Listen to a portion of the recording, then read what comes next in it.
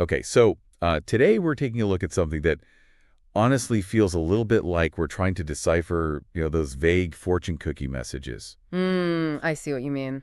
We're talking about the U.S.-India trade situation. Right. Specifically, we've got these really strong statements coming from the U.S., particularly former President Trump about, tariffs and his approach. Yeah, But then you've got India responding in a totally different way, which is what makes this so interesting. It's a real push and pull right now. absolutely. And it's this dynamic between what's actually being said and what's being planned or threatened that we really want to break down today. Right, because it could have some pretty big consequences. So in this deep dive, we're going to specifically focus on the complexities of this current trade relationship between the U.S. and India, and especially these recent comments about tariffs and how India's choosing to navigate this whole time. Yeah, and it's important to keep in mind that, when we talk about trade between major economies like these two, we're not just talking about, numbers and figures on a balance sheet. Right. These relationships really touch on much broader issues. Oh, absolutely. Things like economic strategies and geopolitical considerations even. And of course, ultimately, it affects the prices that we as consumers pay for goods. Exactly. So let's get right into it. One of the first things that really stands out is Trump's statement that he believes India will reduce its tariffs on American goods. And he says it with such certainty. It's almost as if it's a foregone conclusion in his mind. Yeah, right.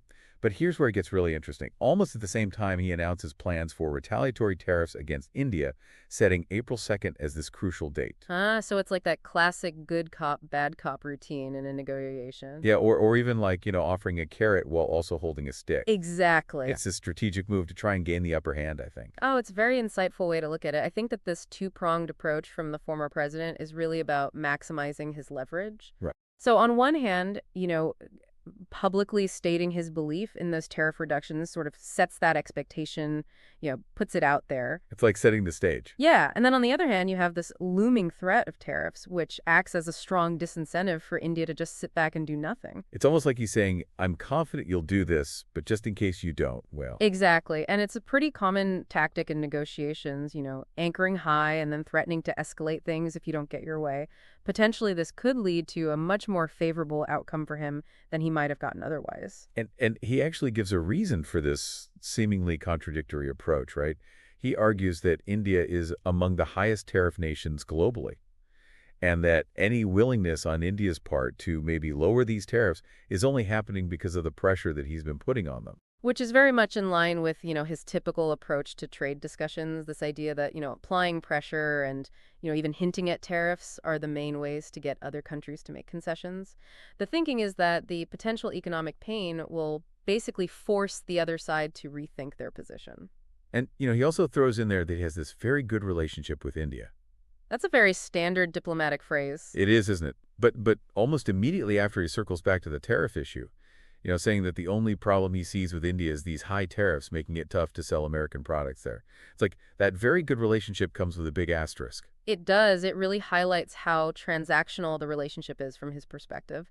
The goodwill is entirely dependent on whether he perceives the trade practices as fair or not. And then there's that April 2nd date again. He calls it the big one in relation to these reciprocal tariffs. Now, for our listeners who might not be totally familiar with, the ins and outs of trade policy, could you break down what a tariff actually does? What does that mean in practice? Sure. So, in simple terms, a tariff is essentially a tax that a country puts on goods coming in from another country. Okay. And what this does is it makes those imported goods more expensive. Now, on one hand, that can protect domestic industries because their products become comparatively cheaper.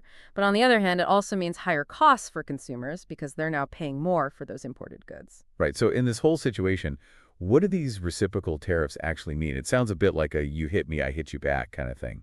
That's exactly what it is. The concept of reciprocal tariffs in this context means that if India keeps high taxes on goods coming from the U.S., then the U.S. will turn around and impose similarly high taxes on goods coming from India. It's meant to be a deterrent, the idea being that the negative economic impact of these tariffs will encourage both sides to lower their barriers to trade. Your earlier analogy of the economic Uno reverse card is actually pretty spot on. Right. Like saying you do this to our stuff, we'll do it right back to yours. And then maybe we can all agree that this isn't really helping anyone. And, this isn't even the first time he's brought this up, right? I seem to remember past criticisms from him about India's tariffs, especially on things like cars. You're absolutely right. He's definitely got a history of highlighting specific examples, things like taxes exceeding 100% on American automobiles as evidence of what he considers to be unfair trade practices. And he's even raised this issue directly with Prime Minister Modi during his visits to Washington. As those concrete examples, they tend to resonate with people more than abstract discussions about trade deficits. Okay, so that's the perspective from the U.S., or at least from former President Trump. But what about India's side of all this? They seem to be taking a much more measured and, diplomatic approach. Yeah, they definitely are. India's response has really emphasized, long-term engagement and trying to find solutions through negotiation.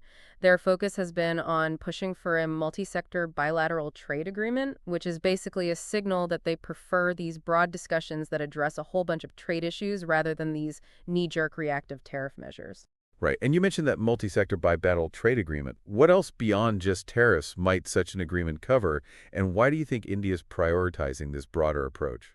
Good question. So these agreements typically go beyond just tariffs and cover a whole range of issues, things like intellectual property rights rules around investment, even trade and services and, standards for goods and all that. India probably prefers this comprehensive approach because it gives them the opportunity to negotiate benefits across multiple sectors. Potentially, this allows them to offset any concessions they might make on tariffs. Okay. And, it helps foster a more balanced and I think ultimately more enduring economic partnership. It's about building something sustainable. Exactly. So instead of, firing back with their own tariff threats, they're really highlighting these ongoing diplomatic talks. We even heard from India's Ministry of External Affairs spokesperson Randhir Jaiswal confirming that these discussions are in fact happening and that they were actually first announced during Prime Minister Modi's visit to Washington. Right, and by referencing these pre-existing discussions, India is basically showing their commitment to this structured diplomatic process. It's also a subtle way of pushing back against the idea that any potential changes to their tariffs are only happening because of external pressure. Yeah, they're saying this isn't just about reacting to threats, we're in control here. Exactly, and it's about presenting this as part of a mutually agreed upon negotiation. Right. And it wasn't just talk either, right? I remember reading that India's Commerce and Industry Minister, Piyush Goyal, even traveled to the U.S. to meet with his counterparts. It shows real commitment. Absolutely. These meetings at this level are a clear sign that India is serious about these negotiations. It's about building, identifying common ground and working towards a trade framework that benefits both sides. Right. Which really contrasts with, that more unilateral and assertive approach that we're seeing from the former U.S. president. Yes, it does. So to recap, we've got this clear difference in strategy. The U.S., based on, what Trump is saying, seems to be banking on the threat of immediate tariffs to try and force a change. But India is prioritizing these broader diplomatic negotiations with the goal of reaching a more comprehensive agreement. Precisely. And it really raises the question, which approach is more likely to be effective in the long run? Right, which kind of leaves us at an impasse, doesn't it? You've got Trump anticipating these tariff reductions but still moving forward with these retaliatory measures. And then you've got India saying, hold on, we're in talks here, let's work towards a bigger deal. It feels like we're all just waiting to see what happens next, whether India actually changes its tariff policies, whether the U.S. goes ahead with those tariffs on April 2nd, and what happens with global trade overall. And that's a very accurate assessment. There are a lot of factors at play here. Will India make those changes? Will the U.S. actually implement those tariffs? And I think most importantly, what's going to happen with global trade relations in general, because that can really have a big impact on these bilateral dynamics. And it's also worth remembering that these kinds of tit-for-tat tariff wars can have ripple effects that go way beyond just these two countries. Oh, for sure. We could see disruptions to supply chains, increased costs for businesses, and ultimately, consumers on both sides are going to feel the pinch. It's not just about governments imposing taxes. It has real-world economic consequences. Right. It's not just numbers on a spreadsheet. So who typically ends up bearing the brunt of these reciprocal tariffs? Well, ultimately, it often comes down to the consumer who ends up paying higher prices for imported goods. And businesses that rely on those imports as part of their supply chains, they also face those increased costs, which can impact their ability to compete. Now, in some cases, domestic industries might benefit, because there's less competition from those imports. But in the long run, this can lead to less innovation and, again, higher prices. So it's a complex issue with a lot of moving parts. So it seems like the main takeaway here is this fundamental difference in how the U.S. and India are approaching this trade relationship right now. The U.S., or at least a very vocal part of it, is using pressure as the main tool, while India is effaceting diplomacy and trying to work towards a more comprehensive trade agreement. Exactly. It really makes you wonder what the implications are going to be. What are the potential short-term and long-term consequences of these very different strategies? What does it mean for businesses and consumers both in the US and India? Will this assertive approach actually lead to faster tariff reductions, or could it spiral into a full-blown trade war? And can India's diplomatic efforts really bridge the gap and lead to a trade relationship that benefits both countries in the long run? Yeah, those are all really critical questions to consider as this whole situation continues to unfold. It feels like we're at this turning point, and the decisions made in the coming weeks and months could really shape the future of trade between these two major economies. So it's going to be fascinating to see how this all plays out and what the next chapter holds for this complex and ever-evolving trade relationship. Absolutely. All right, that's it for our deep dive today. Thanks for having me. And for our listeners, as always, thanks for tuning in, and we'll see you next time.